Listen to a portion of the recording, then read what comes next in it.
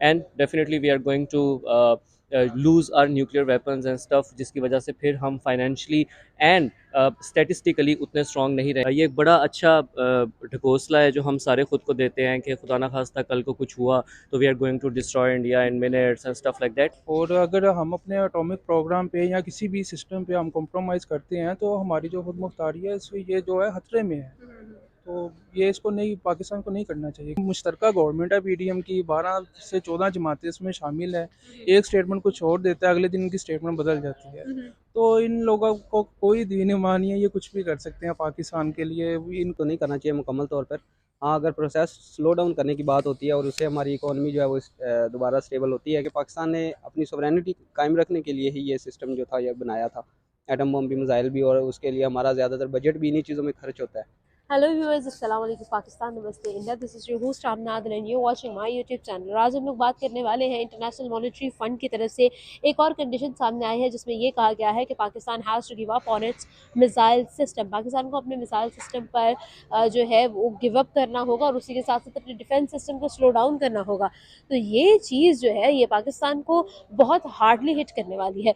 इस चीज़ को अगर हम लोग डीपली देखें तो पाकिस्तान ने रिसेंटली एक स्टेटमेंट दी थी जिसमें उन्होंने अपने एक मिसाइल के बारे में ये कहा था कि it is able to destroy Israel in just 12 minutes. तो अगर इस चीज़ को देखा जाए तो ब्रॉडर व्यू में क्या इमेज क्रिएट हो रहा है, और पाकिस्तान की तरफ अगर हम देखें तो पाकिस्तान जहाँ के एग्जीक्यूटिव्स ये कहते नजर आए कि अगर हम IMF का प्रोग्राम नहीं लेंगे तो फिर पाकिस्तान की इकॉनमी क्रैश कर जाएगी। तो उसके बाद पाकिस्तान इस स्टेटमेंट को लेकर किस तरह से जो है वो अपनी पॉलिसीज़ को क्रिएट करेगा। तो यहाँ पर ये बहुत सारे सवाल हैं जो हम लोग पूछना चाहते हैं अपनी आवाम से, जानना चाहते हैं कि वो क्या सोचते हैं। और उसी के साथ साथ ये भी देखना हमें है कि पाकिस्तान अगर अपने मिसाइल सिस्टम पर गिव अप करता है तो इंडिया का इस पर क्या रिएक्शन होने वाला है एक्सपेक्टेडली। तो ये सारे सवाल पूछेंगे हम अपनी आवाम से और जानेंगे उनका ओपिनियन। अगर आप कुछ शेयर करना चाहते हैं, कुछ बताना चाहते हैं, कमेंट बॉक्स में ज़रूर बताएं। तो चलते हैं आवाम की तरफ, जानते हैं उनका ओपिनियन। अस्सलाम वालेकुम। वालेकुम अस्सलाम। Sir, good name. Zakaria. Sir, आज हम आपके लिए एक सवाल लेकर आए हैं। रिसेंटली IMF की तरफ से बहुत सारी कंडीशंस पाकिस्तान की तरफ आई ताकि IMF जो है वो पाकिस्तान को हेल्प आउट कर सके, ताकि उनकी इकॉनमी क्लैश ना करे। यहाँ पर अगर हम लोग इस चीज़ को देखें तो IMF की तरफ से एक नई कंडीशन सामने आई है, वो ये है कि we have to give up on our missile system. और इस तरह से तो पाकिस्तान की जो न्यूक्लियर पावर है उसकी हार हो जाएगी। आपके ख्याल में पाकिस्तान की हिकमत अमली इसको लेकर क्या होने वाली है?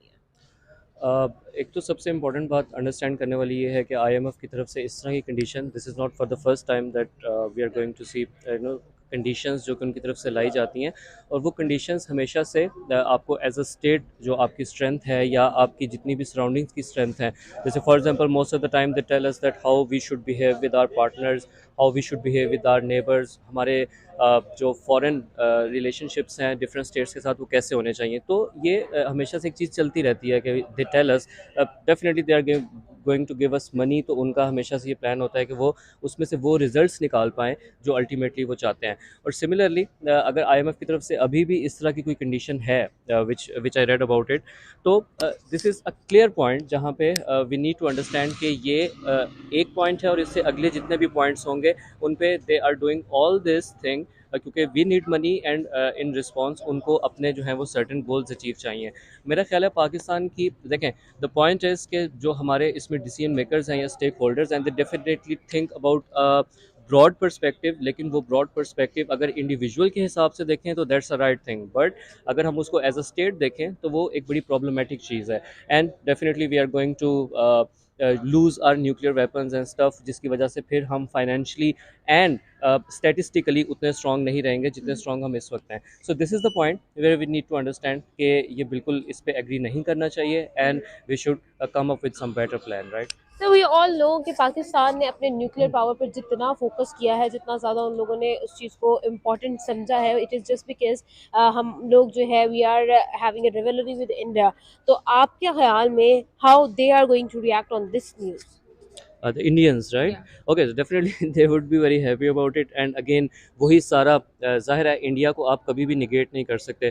ये एक बड़ा अच्छा ढकोसला है जो हम सारे खुद को देते हैं कि खुदा ना खास्ता कल को कुछ हुआ तो we are going to destroy India in minutes and stuff like that. नहीं, India in terms of power, what I think, in terms of economy, in terms of international relationships, in terms of anything, they are way way way better than us. So definitely आप अगर फिर आप इसको कहीं पे जाके मिलाना चाहें तो आप शायद ये भी सोच सकते हैं कि maybe India is the one who has set up some goals, क्योंकि जब वो इतनी बड़ी इकोनॉमी को लीड कर रहे हैं, उसके इतने बड़े स्टेक होल्डर्स हैं, so definitely they would be having some say in IMF, maybe in all other institutions maybe. So definitely they would be happy.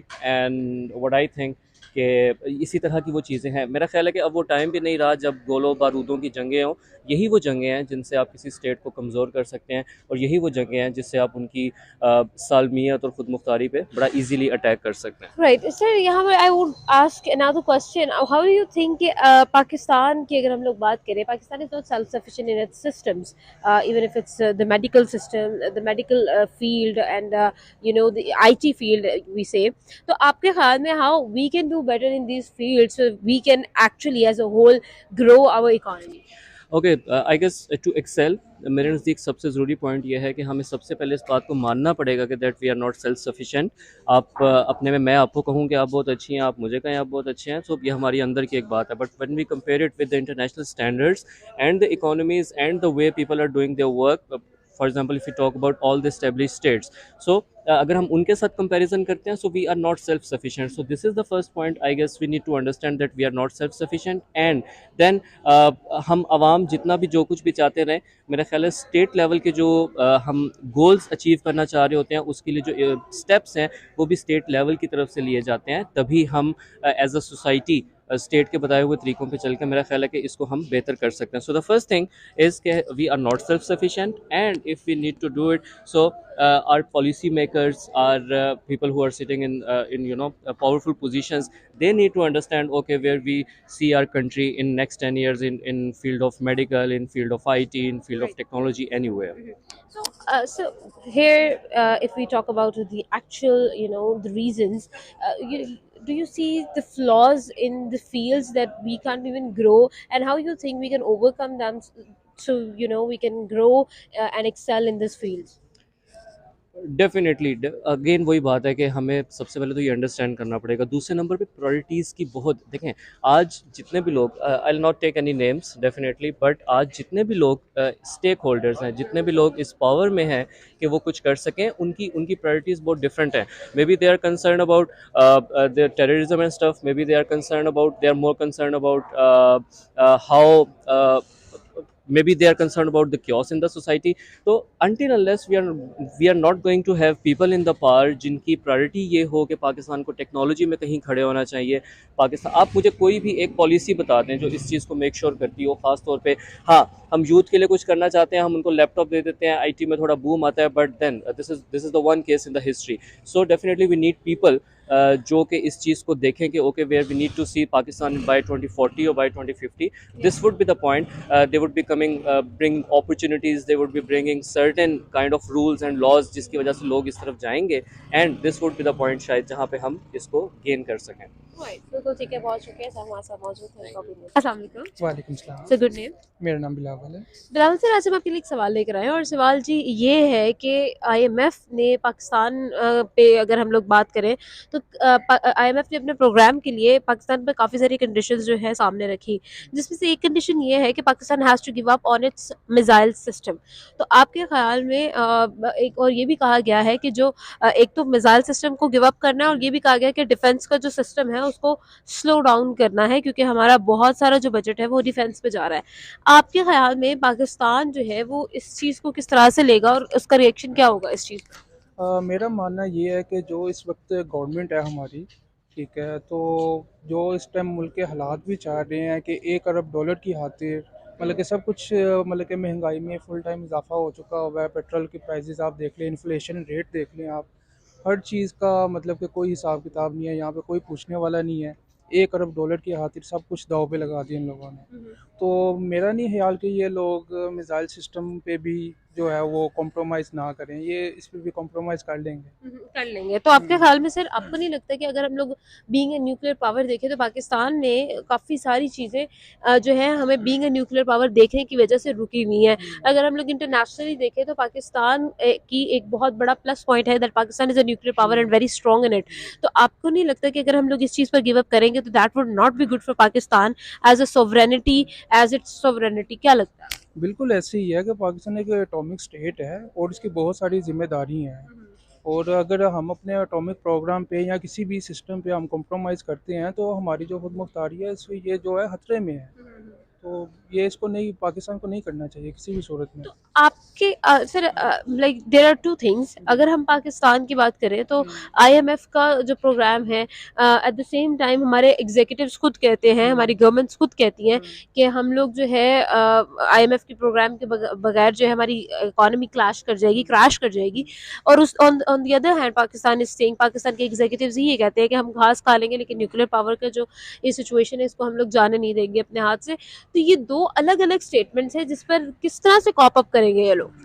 इनका इनका कोई दीन ईमान नहीं है इस टाइम जो है ना। ये एक जो इनका, क्योंकि मुश्तरका गवर्नमेंट है पीडीएम की, 12 से 14 जमातें इसमें शामिल है।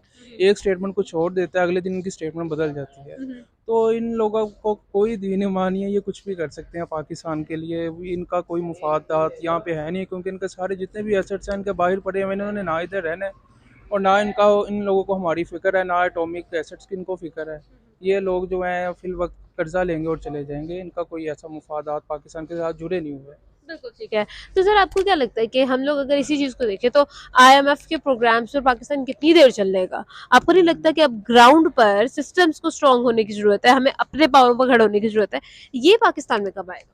मैडम, ये दरअसल जो पिछली गवर्नमेंट थी इमरान खान की, वो इसी चीज़ पे वर्क कर रही थी। एजुकेशन सिस्टम एक मतलब कि निसाब से शामिल कर लिया गया था कि मदरसों के बच्चे, स्कूल के बच्चे और जितने भी प्राइवेट और जितने भी ये बच्चे थे, उनका सिस्टम जो था वो उन सबको एक प्लेटफॉर्म पे लाना चाह रहे थे। ठीक है। जब आपका एजुकेशन सिस्टम एक तरह होगा, ग्रास रूट लेवल से आप लोग मतलब कि एक जैसा उनका बच्चों का स्टैंडर्ड जब डेवलप होगा तो उससे काफ़ी चीज़ें जो है ना वो ठीक हो जाएंगी। लेकिन वो चीज़ें नहीं हो पाई, गवर्नमेंट चली गई, ठीक है, रजीम चेंज हुआ, उसके बाद से नुकसानात ही हो रहे हैं ना पाकिस्तान के लिए। राइट, बिल्कुल ठीक है। बिल्कुल ठीक है, बहुत शुक्रिया, thank you so much sir का ओपिनियन जाना। बिलावल सर हमारे साथ। अस्सलाम वालेकुम। वालेकुम सलाम। Sir good name? Iftikhar Mahmood. तखार सर, आज हम आपके लिए एक सवाल लेकर आए हैं और सवाल हमारा ये है कि रिसेंटली आईएमएफ की तरफ से एक और कंडीशन सामने आई है जिसमें पाकिस्तान को ये कहा गया है कि Pakistan has to give up on its missile system. आप इस चीज़ के बात को किस तरह से देखते हैं इन लॉन्गर रन के? पाकिस्तान का मिसाइल सिस्टम जिसके वजह से पाकिस्तान जो है वो इतना ज़्यादा उस पर इन्वेस्ट भी कर रहा है, तो उस पर गिव अप करना पाकिस्तान के लिए कैसा है? पाकिस्तान को गिव अप तो नहीं करना चाहिए मुकम्मल तौर पर। हाँ, अगर प्रोसेस स्लो डाउन करने की बात होती है और उससे हमारी इकोनॉमी जो है वो दोबारा स्टेबल होती है कि वो आईएमएफ अपना प्रोग्राम हमें दे दे और हमें लोन जो है उसकी फराहमी को जो है वो मुस्बत तरीके से हमें दे, तो फिर तो ठीक है। लेकिन अगर मुकम्मल तौर पर स्लो डाउन करने के लिए, क्योंकि पाकिस्तान ने अपनी सोवरेनिटी कायम रखने के लिए ही ये सिस्टम जो था ये बनाया था, एटम बम भी, मिसाइल भी, और उसके लिए हमारा ज़्यादातर बजट भी इन्हीं चीज़ों में खर्च होता है। तो उस हिसाब से मुकम्मल तौर पर तो स्लो डाउन नहीं करना चाहिए। हाँ, अगर इसमें थोड़ी सी गुंजाइश रखते हैं कि वो ये हम अपना प्रोग्राम 7 साल चलाते रहें तो फिर बेहतर है।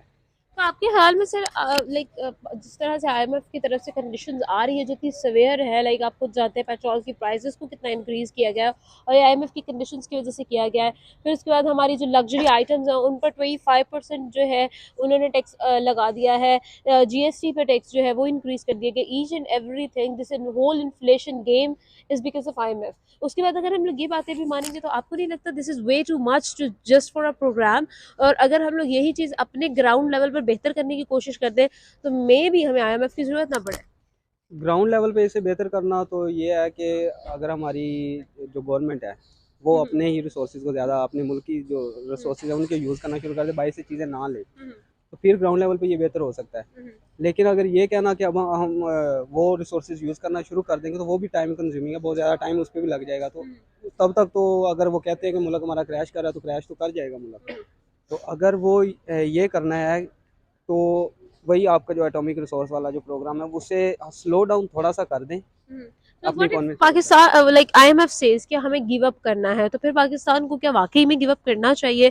Because the nuclear thing is so important for Pakistan. अगर हम लोग अपनी टेरिटरी की बात करें या फिर हम लोग अपने नेबर्स की ही बात कर लें तो पाकिस्तान को इस वक्त जो है वो nuclear being a nuclear power जो है वो स्ट्रॉन्ग रहना बहुत ज़रूरी है। न्यूक्लियर पावर स्ट्रॉन्ग रहना ज़रूरी है, लेकिन आप जैसे कह रही हैं कि जो हमारे पड़ोसी ममालिक हैं उनके साथ हमारे ताल्लुकात, तो वो भी हम मजबूत उस वक्त कर सकते हैं जब हम इकोनॉमिकली स्टेबल होती है। दो चीज़ें हैं, पॉलिटिकल स्टेबिलिटी और इकोनॉमिक स्टेबिलिटी। ये दोनों चीज़ें होंगी स्टेबल तो हर मुल्क अपना ये न्यूक्लियर प्रोग्राम भी चला सकेगा। वो न्यूक्लियर प्रोग्राम भी तो आपका सिर्फ आप ही के होल्ड में नहीं है ना, वो भी तो कई कंट्रीज़ के मरूने मिन्नत है। आप चाइना से भी उसकी इजाज़त लेंगे, उसके बाद दूसरे ममालिक से भी उसकी इजाज़त लेंगे। तो पहले आप अपनी इकोनॉमी और फिर पॉलिटिक्स को स्टेबल कर लें, उसके बाद इंशाल्लाह ये भी। राइट, बिल्कुल ठीक है, बहुत शुक्रिया। लेकिन सर एक और लास्ट क्वेश्चन मैं आपसे पूछूंगी, आपके ख्याल में पाकिस्तान को अपने सिस्टम्स पर किस तरह से काम करना है? क्योंकि अगर हम देखें तो हम लोग जो है कम्प्लीटली या फिर मोर देन पार्शली हम लोग जो है इसको अपनी फॉरेन हेल्प के साथ, असिस्टेंस के साथ लेकर चल रहे हैं अपने सिस्टम्स को। तो हम सेल्फ सफिशिएंट कैसे हो सकते हैं? सेल्फ सफिशिएंट ये है कि जो पिछली जनरेशन आ रही है ना, पाकिस्तान की मैक्सिमम जो जनरेशन है, यंग जनरेशन, उसकी तादाद ज़्यादा है, उसकी परसेंटेज 50 अबव है, 52% के लगभग, 52-53%। तो ये चाहिए कि वो जो इस जनरेशन को वो सिखाया जाए, जो अगले हमारे एडमिनिस्ट्रेटिव हैं, इदारे हैं जितने भी, तो उनका सारा जो काम है वो सिखाया जाए उनको। प्रैक्टिकल वर्क, आईटी में हमें एक्सपर्ट बनाया जाए। हमारा आईटी का कोई निज़ाम नहीं है पाकिस्तान के अंदर, जिस तरह इंडिया बहुत ज़्यादा ऊपर जा रहा है। तो उस तरह जो है हमारी यंग जनरेशन को जो है वो एजुकेशन के हवाले से ज़्यादा स्ट्रॉन्ग बनाया जाए और उन्हें बताया जाए कि किस तरह से वो अपने वसाइल को यूज़ कर सकते हैं और किस तरह से वो प्रैक्टिकल लाइफ के अंदर सही। बिल्कुल ठीक है, बहुत शुक्रिया, thank you so much sir हमारे साथ। जी व्यूअर्स, लोगों से की बात जाना, उनका ओपिनियन आप तक शेयर किया। उम्मीद करती हूँ आज की वीडियो आपको पसंद आई होगी। आप ना को दे इजाजत और देखते रहे हमारा यूट्यूब चैनल। आपसे मिलेंगे अगली वीडियो में, तब तक के लिए अपना और अपनों का बहुत ज़्यादा ख्याल रखिएगा। खुदा हाफिज़।